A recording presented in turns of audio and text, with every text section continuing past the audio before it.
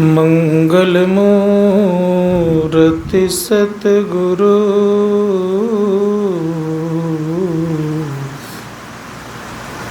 मिलवे सर्वाधार। मंगल में मंगल करन बिनवा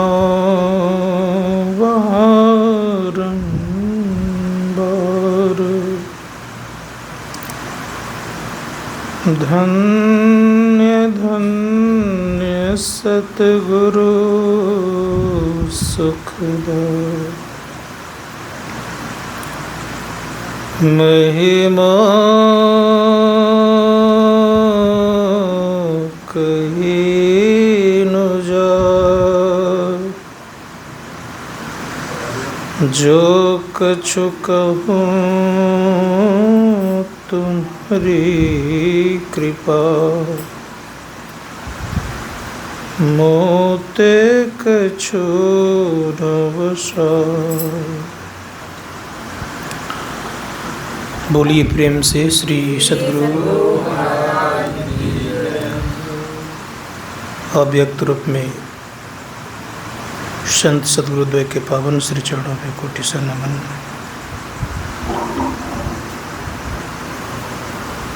मंचस्थ परम पूज्य बाबागण,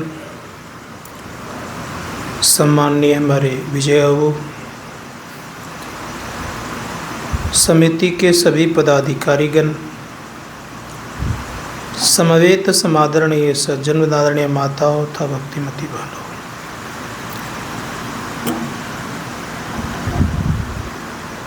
जमुई से रंजीत लोग आए हैं।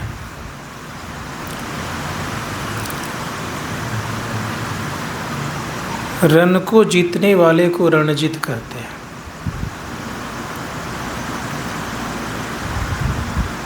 कौन सा रण जीतना है? महर्षि में परमान जी महाराज कहते हैं कि मन निग्रह के समर क्षेत्र में सन्मुख थिर डटना होगा। जो सन्मुख डटता है वही रण को जीत सकता, उसी का नाम रणजीत भी पड़ता है।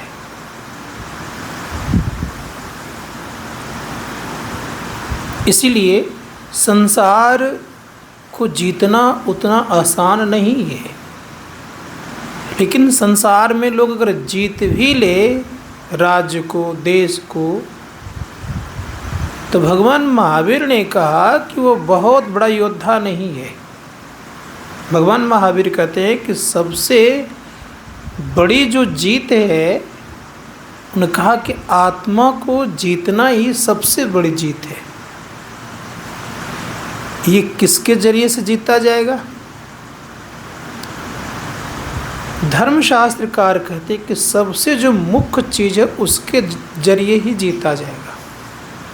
क्या है मुख्य? हमारे शरीर में 72 करोड़ 72 लाख 72,000 नस नाड़ियाँ हैं।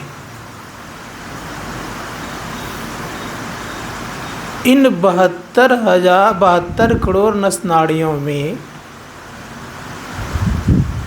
109 नाड़ी प्रधान है। 109 नाड़ी में से 9 नाड़ी प्रधान है और 9 में से 3 नाड़ी प्रधान है। 3 में से 1 नाड़ी प्रधान, उसका नाम है सुषुम्ना। धर्मशास्त्रकार कहते हैं कि सुषुम्ना उतने नाड़ियों में से ये श्रेष्ठ नाड़ी है। अगर कहीं सुषुम्ना काट दिया जाए तो क्या हालत होगी? उसका जीवन नहीं रहेगा। परिणाम क्या होगा? सुषुम्ना नाड़ी इतना मुख्य है कि सभी नाड़ियों से श्रेष्ठ इसलिए कहलाती है कि शांति वाहिनी नाड़ी है ये। इसी नाड़ी को ब्रह्म स्वरूपिणी नाड़ी कही गई है। और ये विद्या का ही नहीं, केवल पिंड से ब्रह्मांड में जाने का यह प्रमुख नाड़ी है। इसलिए धर्मशास्त्रकार कहते हैं कि जो कोई सुषुम्ना में ठहरता है, सुषुम्ना कहाँ है? बीच में है। कहा जो कुछ सुषुम्ना ठहरता है, का सुषुम्नैव परम तीर्थम, सुषुम्ना में कोई ठहरने वाला व्यक्ति परम तीर्थ को करता है। जितने प्रकार का तीर्थ है सभी तीर्थों में वे अग्रगण्य हो जाते हैं, आगे हो जाते हैं। सुषुम्ना में ठहरने वाले व्यक्ति कोई जप करे या ना करे, लेकिन जो सुषुम्ना में ठहर जाता है, सुषुम्ना में ठहरने वाले को कहा कि सुषुम्नैव परो जप, ठहरने मात्र से उनके अंदर में सब कुछ में लगता है। इसे धर्मशास्त्रकार ने कहा सुषुम्ना कोई साधारण नाड़ी नहीं है, इसलिए उस नाड़ी के संबंध में उसका रंग रूप कैसा है। उस नाड़ी को लोग सरस्वती भी कहते हैं, ब्रह्मस्वरूपिणी है, और साथ ही साथ क्या क्या सरस्वती भी कहा गया। कारण क्या है? आप देखते होंगे माँ सरस्वती की प्रतिमा को, सरस्वती प्रतिमा को जब देखते हैं, माँ सरस्वती प्रतिमा को, तो क्या देखते हैं? उनके हर चीज आपको श्वेत मिलता है, हर चीज श्वेत मिलता है। श्वेत शब्द है क्या? धर्मशास्त्रों में कहा गया है, और रंग के विशेषज्ञ ने कहा है कि श्वेत शांति का प्रतीक है। इसीलिए हम लोग देखते होंगे, सुने भी होंगे कि श्वेत जो है, जो धारण करता है वह क्या करता है? तो उनके जीवन में शांति विराजती है, शांति आने लग जाता है उनके जीवन में। इसीलिए श्वेत सभी रंगों में श्रेष्ठ रंग कहलाता है। ये भी याद रखें, रंग का विशेषज्ञ कहते हैं। यहाँ तक कहा गया है कि उनके एक एक वस्त्र भी श्वेत ही रंग के हैं। इसीलिए श्वेत सुषुम्ना भी श्वेत ही है, शांति का प्रतीक है। वहाँ जो ठहरता है तो वहाँ क्या मिलता है? श्वेत बिंदु का उदय कर देता है। दो तरह के बिंदु आपके जीवन में है, याद रखिएगा। महर्षि संशयी ब्रह्म जी महाराज ने भी कहा है और अन्य संत महात्माओं ने भी कहा है। महर्षि ब्रह्म जी महाराज कहते हैं प्रथम काला ही दरसता है, फिर वही श्वेत होता है।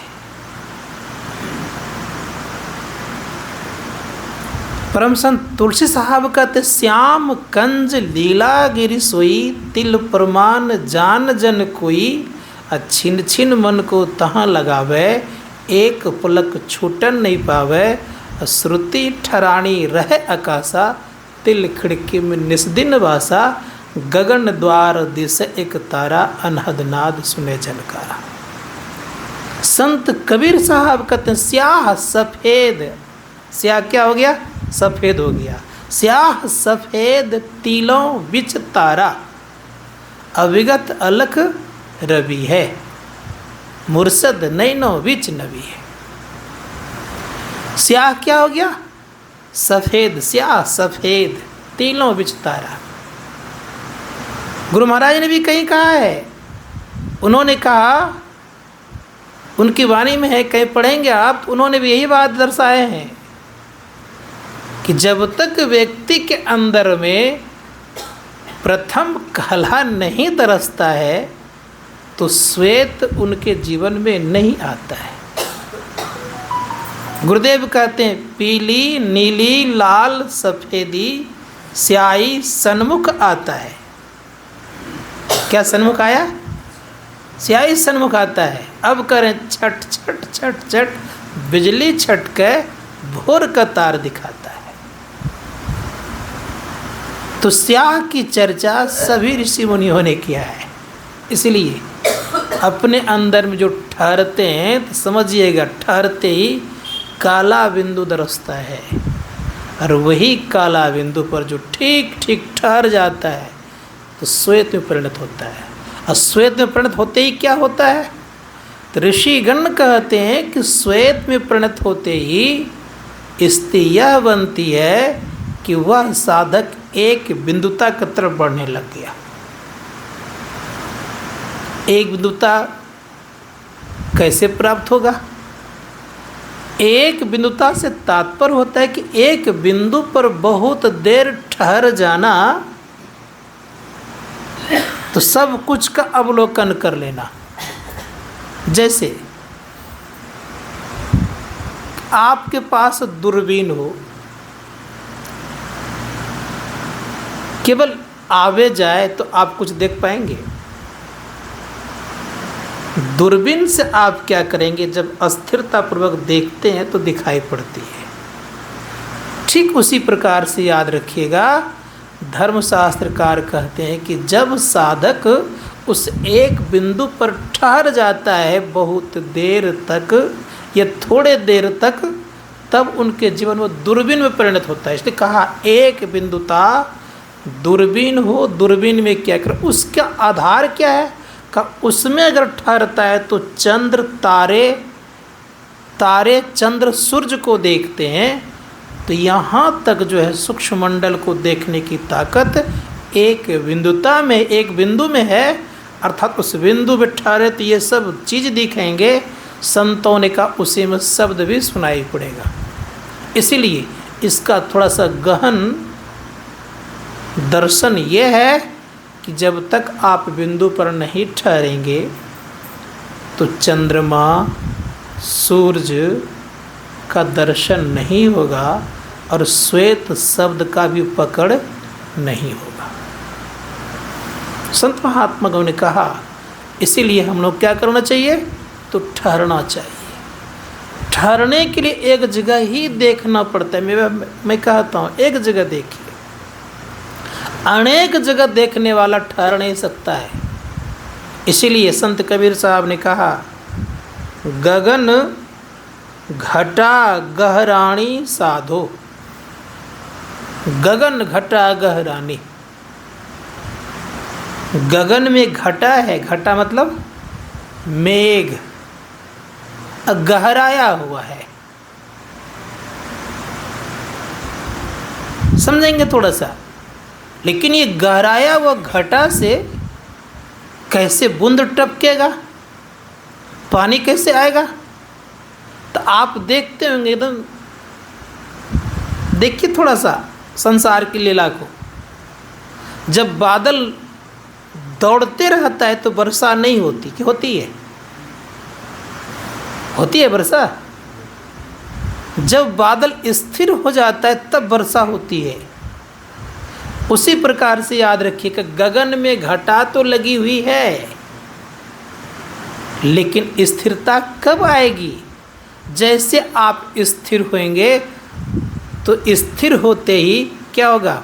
बूंद बरस जाएगा आपके जीवन में। बिना स्थिर हुए बूंद बरस नहीं सकता है, पानी नहीं बरस सकता है। इसी को बड़े संत कबीर साहब ने दूसरे कहा कि गगन की ओट निशाना है। कबीर साहब करें कि निशाना कहाँ लगाना है? कहा गगन की ओट में। गगन की ओट निशाना है, दाहिने सूर्य चंद्रमा बाएं, तिनके बीच छिपाना है। कबीर साहब कह रहे हैं कि दाहिने क्या है? सूर्य है, और बाएं क्या है? चंद्रमा है।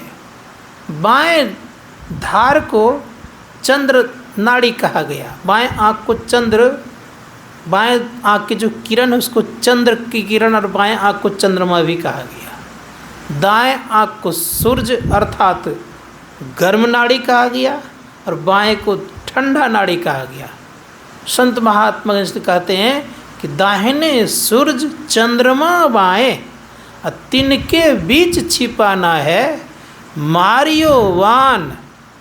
कौन सा वान मारेंगे वहाँ? ईश्वरत रूपी वान। मारियो वान विधा तन ही तन, सदगुरु का परमाण है। खा जो उसको मारते हैं ठीक ठीक, तो होता क्या है? तो बड़े प्रेम से कहा कि मारने वाले के जीवन में जो मारता है घाव नहीं होता है, कोई नुकसान नहीं पहुंचता उनको, लाभ ही लाभ है। क्या लाभ है? मारियोवान घाव नहीं तन में, जिन लागा तिन जाना है। कहे कबीर सुनो भय साधु, जिन जाना तिन माना है। तो ये तरीका सीखना पड़ेगा। इसीलिए संत महात्मा गगन द्वार दिस एक तारा, उसमें लगना पड़ेगा। संत महात्मा ने कहा, ईड़ा भगवती गंगा पिंगला यमुना नदी, ईड़ार पिंगलोर मध्य सुषमना च सरस्वती। ईड़ा को गंगा कह दिया, पिंगला को यमुना कहा, और ईड़ा पिंगला मध्य में सुषमना और सरस्वती उसे कहते हैं। उसी सुषमना में जो प्रवेश करता है तो उनको शांति विराजती है, शांति लगने लग जाती है। संत महात्मा गण कहते हैं कि शांति क्यों लगती है? तो वह दूत है किसके? मुर्शद नैनो विच नबी। नबी मतलब दूत। किनके दूत हैं? वो परमपिता परमात्मा के दूत हैं। इसलिए कहा मुर्शद नैनो बीच नबी है। अब कह रहे हैं कि स्याह सफ़ेद तिलों बिच तारा, अविगत अलख रवि है, मिलेगा कैसे? अब जानना चाहिए। आँखी मध्य पाखी चमके, पाखी मध्य द्वारा, ते द्वारे दूरबीन लगावे, उतरे भव जल पारा। मतलब ये हुआ, आँख के मध्य में याद रखिएगा ज्योति रूपी एक पक्षी है। समझिएगा थोड़ा सा, आँख के मध्य में क्या है? ज्योति रूपी एक पक्षी है। तो क्या कहा? आँखी मध्य पाखी चमक, जो चमकता है वो क्या है? कहा ज्योति रूप में एक पक्षी उदाहरण दिया है। पाखी मध्य क्या कहा? आँखी मध्य पाखी चमके, पाखी मध्य द्वारा, उस ज्योति के मध्य में द्वार है, और उस द्वार पे जो ठहरता है तो होता क्या है? तो कबीर साहब कहते हैं, ते ही द्वारे दूरबीन लगावे। दूरबीन मतलब दूरदर्शी। ते ही द्वारे दूरबीन लगावे, होगा क्या? खा उतरे भव जल पारा, मुर्शद नैनो बिच नबी। अब कहते हैं कि जैसे वहाँ द्वार पर ठहर गए और चलना प्रारंभ किए तो होगा क्या? तो कबीर साहब कहते, शून्य शहर में बास हमारा, तहाँ सर्वंगी जावे, साहब कबीर सदा के संगी, शब्द महल ले आवे। अब वो क्या करता है? तो शून्य शहर हो गया। शून्य कहते हैं खाली जगह को। तो शून्य शहर में क्या हो गया? वो शून्य शहर में वास हमारा, जहाँ कुछ नहीं है वहाँ क्या हो गया? वास हो गया। अर्थात जैसे उसमें वास किया तो परिणाम क्या हो गया? खा वो क्या करता? शून्य कहते हैं आकाश को भी। आकाश का गुण क्या है? आकाश का गुण है शब्द, याद रखिएगा। तो वो क्या करता है? शून्य शहर में वास हमारा, तहाँ सर्वंगी जावे। सर्वंगी मतलब होता है ओत प्रोत, सब जगह व्याप्त। का तहाँ सर्वंगी जावे। अब करें साहब कबीर सदा के संगी। अब वो क्या करता है? शब्द महल ले आवे। शब्द महल मतलब शीशा का महल तो सुने हैं कि नहीं? कि नहीं सुने हैं? देखे भी होंगे। इन शब्द महल देखे हैं? शब्द मतलब आवाज़ का महल कहीं देखे हैं? लेकिन अपने अंदर में एक आवाज़ का महल है, शब्द का महल है। वो कौन सा शब्द का महल है? तो संत कबीर साहब कहते हैं कि जहाँ पर सुख सिंधु ही केवल है और कुछ नहीं है, उसका नाम क्या है? तो कहा उसका नाम है कैवल्य। कैवल्य को शब्द महल कहा गया। तो किसका महल है? वो शब्द का महल है। तो कहा कैवल्य दशा को प्राप्त कर लेता है। इसीलिए ऋषि मुनियों ने कहा कि जो साधक साधना करके इस अवस्था को प्राप्त कर लेता है तो शब्द महल में जो पहुंच जाता है तो होता कैसा वो, तो कहा वही शब्द महल में पहुंचने वाले व्यक्ति, सदैव याद रखिएगा, शब्द महल में पहुंचने वाले व्यक्ति कोई सच्चिदानंद कहते हैं। शब्द महल में पहुंचने वाले व्यक्ति ओम ब्रह्म कहलाता है। शब्द महल में पहुंचने वाले व्यक्ति संत सदगुरु होते हैं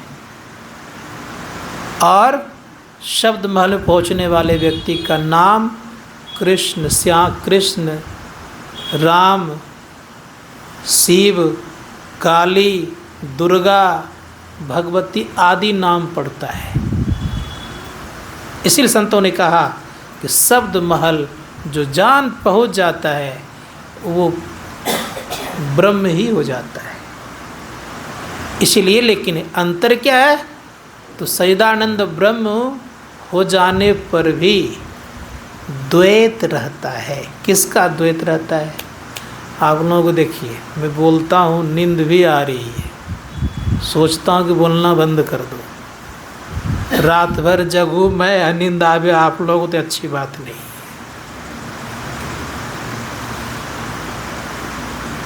आप लोग सोते हैं तो उठ कर चक्कर लगाते हो कहाँ कौन है नहीं है, अब फिर भी आप लोगों को नींद आवे सत्संग में, तो ये तो बड़ा विचित्र बात है भाई।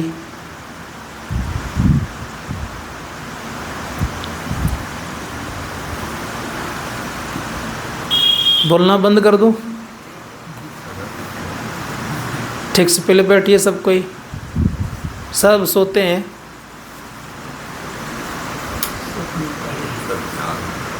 ध्यान करने वाले को जानता है शिव नारायण।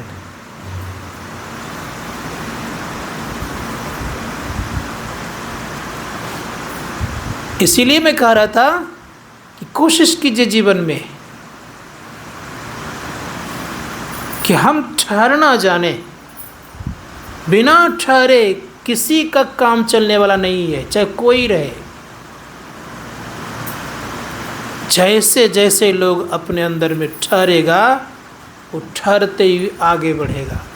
इसलिए कहा बैठे ने रास्ता काटा और चलते ने बाट न पाई। जो बैठ गया उनका रास्ता कट गया और जो चलता फिरता रहा उसको रास्ता भी नहीं मिला। बैठना मतलब क्या? शरीर बैठना, तब मन बैठ जाए, दृष्टि स्थिर हो जाए, उनको रास्ता मिल जाएगा, उनका रास्ता कटेगा।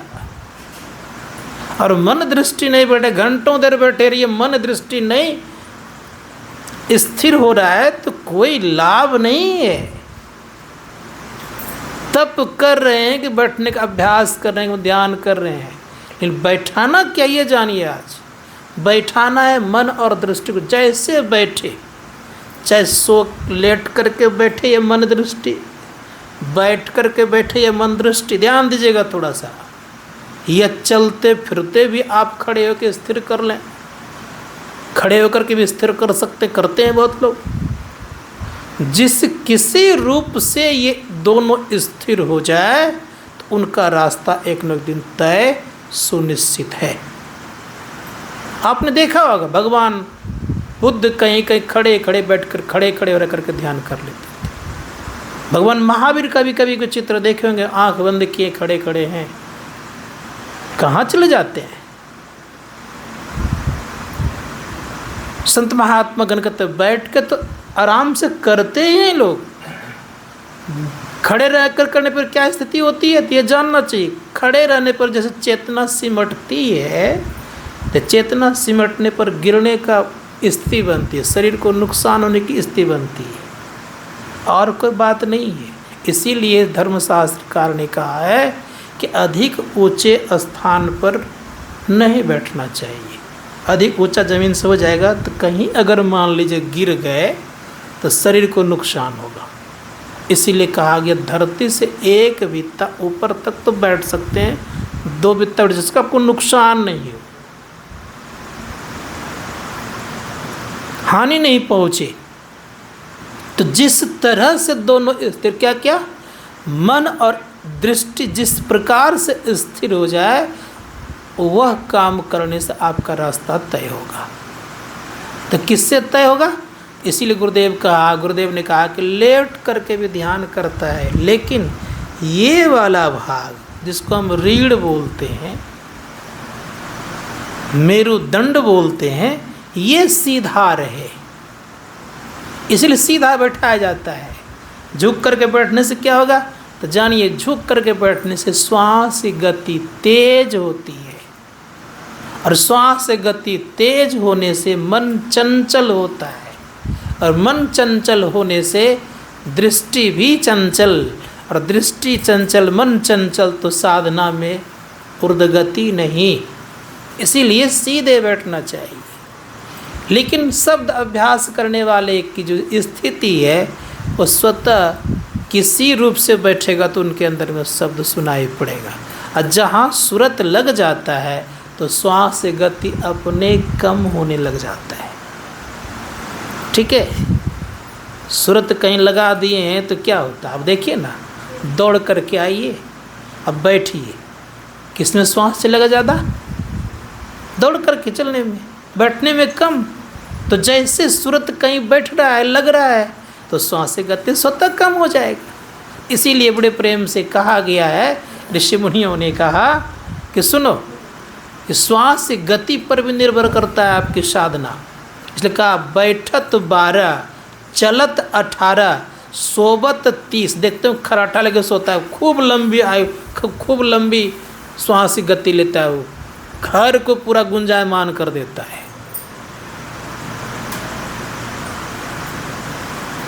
अब क्या स्थिति होगी?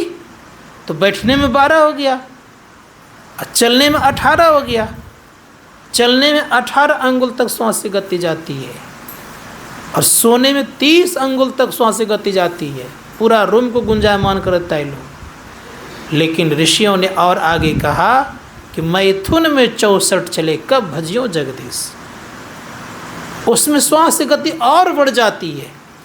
इसीलिए संत महात्मागण कहते हैं कि बैठिए। अब बैठे हैं तो मन स्थिर तो नहीं है ना, और दृष्टि भी स्थिर है, तो इसलिए 12। जैसे मन और दृष्टि स्थिर होगा, तो स्थिर होते ही 8 पर आ जाएंगे आप, और स्थिर होगा तो 4 पर आ जाएंगे आप, और स्थिर होगा 2 पर आ जाएंगे आप, और स्थिर होगा तो 1 पर आ जाएंगे आप, और स्थिर होगा तो नहीं भी आएगा आपके जीवन में श्वास की गति। क्या होगी आपके जीवन में? श्वास रुका। श्वास रुकते ही क्या क्या रुक गया आपके जीवन में? तो मन रुक गया। मन रुक जाए तो श्वास भी रुक जाएगा। इसलिए कहा, गुरुदेव की वाणी में है, उन्होंने कहा है कि जो साधक साधना करता है तो याद रखिएगा, मन रुकते ही क्या होगा? तो गुरुदेव कहते हैं कि गंग जमुन सरस्वती संगम पर संध्या करुणित भाई। जो संध्या रोज करते हैं उनके जीवन में क्या होता है? तो उन्होंने कहा है, उनकी वाणी में है कि जो संध्या रोज करते हैं तो होता क्या है? तो गुरुदेव कहते हैं कि दृष्टि युगल अंगुल 12 पर दृढ़ थिर धरु ठहराई। दृढ़ता पूर्वक ठहराते हैं, तब क्या होता है? तब कहते प्राण अस्वंद बंद हो जाई, अब मनहु तजई चंचलाई, संगम पर संध्या कुणित भाई। क्या होगा? कहाँ टिकी दृष्टि? तो कहा दृष्टि युगल अंगुल 12 पर। कहाँ टिक गया? दृष्टि टिका हमारा कहाँ? का अंगुल 12 पर। क्या होगा? दृष्टि युगल अंगुल 12 पर दृढ़ थिर धरु ठहराई। दृढ़ता पूर्वक अगर ठहर गया तो क्या होगा? तो कहा प्राण स्पंद बंद हो जाई, मनहु तजई चंचलाई। क्या होगा? जो स्पंदन, जो क्रिया कर रहे थे, वो क्या हो गया? क्रिया, वो क्रिया बिल्कुल बंद हो गई। और क्रिया ही बंद हो गई तो क्या स्थिति होगी? अब तो क्या होगा? जब क्रिया ही बंद है, श्वास की गति नहीं चल रही है, तो कहाँ रहेगा? अब उसको कोई हिलाए डुलाए तो क्या हो गया कि महात्मा जी थे। संजोग से ये हुआ कि जंगल में साधना करते थे। साधना करने के क्रम में स्थिति हो गई कि उस जंगल में चोर भी था। तो प्रणाम पाती करके गया चोरी करने के लिए। तो चोरी करने के लिए जब गया कि एक राजा के यहाँ गया चोरी करने के लिए, और चोरी करके सब तरह चोरी करके एक रानी का हार भी चुरा के ले आया। जाते वक्त कहा था कि अच्छी खासी संपत्ति मिल जाएगी तो महाराजा को कुछ न कुछ भेंट चढ़ाऊँगा। तो ध्यान ही, तुमको क्या पता, चले गए कहा करके। अब जब अच्छी खासी संपत्ति में सबसे सुंदर हार था, तो हार को क्या किया उस चोरों ने महात्मा जी गले में डाल दिया। अब वो ध्यान कर रहे हैं। सुबह सिपाहियों को भेजा कि चोरों को पता लगा, तो चोरों का तो पता चला नहीं, महात्मा जी पकड़ा गए। कहा देखो तो इतना सुंदर हार पहने, रात में ये चोर बनता है, दिन में महात्मा बना हुआ है, अब करे तो करे क्या। तो राजा ने कहा था चोर का पता अगर चल जाए तो मुझे खबर करना। तो वैसा ही हुआ। राजा को खबर करा, राजा हाथी पर चढ़ करके आया। हाथी पर चढ़ करके आया तो हाथी से कुचलवाया गया, कोई असर नहीं पड़ा। तलवार भोंका गया, भाला भोंका गया, शरीर जीर्ण शीर्ण हो गया, लेकिन उनको न दर्द हुआ न दुख हुआ। जब सब कर्म पुरा दिया इसका, तब राजा सब चले गए। तब ये शरीर में आते देखते शरीर अब रहने योग्य नहीं है। तब शरीर का परित्याग करके संसार से चले जाते। उनको दुख तो नहीं हुआ। दुख क्यों नहीं हुआ? वो निकल गए। कहाँ? स्थूल देह में ही दर्द होता है, सूक्ष्म देह में परेशानी नहीं है। स्थूल देह में है, चेतना है तो दर्द हो रहा है। स्थूल देह को ही नहीं लोग क्षति पहुंचाता है कि सूक्ष्म को देह को क्षति पहुंचाएगा। सूक्ष्म देह को क्षति पहुंचाने वाला कोई दिखते नहीं। इसीलिए संत महात्मागण कहते हैं स्थूल देह को ही लोग समाप्त करने का चेष्टा करते हैं। सूक्ष्म देह में चलने पर कोई दिक्कत होती नहीं। तो स्थूल से सूक्ष्म जाने की जो स्थिति है, यही सुषुम्ना द्वार है। इसी से आप जा सकते हैं, लेकिन कारण शरीर में जाने के लिए शब्द का द्वार चाहिए। संत महात्मा शब्द बिना कारण शरीर में नहीं प्रवेश कर सकते। महाकारण भी शब्द ही है। इन दोनों को शब्द से पार करते हैं, और पार करते करते जहाँ शब्द ही शब्द केवल है, उसका नाम है कैवल्य। और वहाँ एक शब्द है, वो सबसे मधुर और सुंदर सुरीला, वो परमात्मा का नाम है। उसको जो जान जाता है तो परमात्मा को प्राप्त करके परमात्मा में मिल जाता है, दुखों का अंत करता है। ये थोड़ा सेवा में कहा। बोलिए प्रेम से।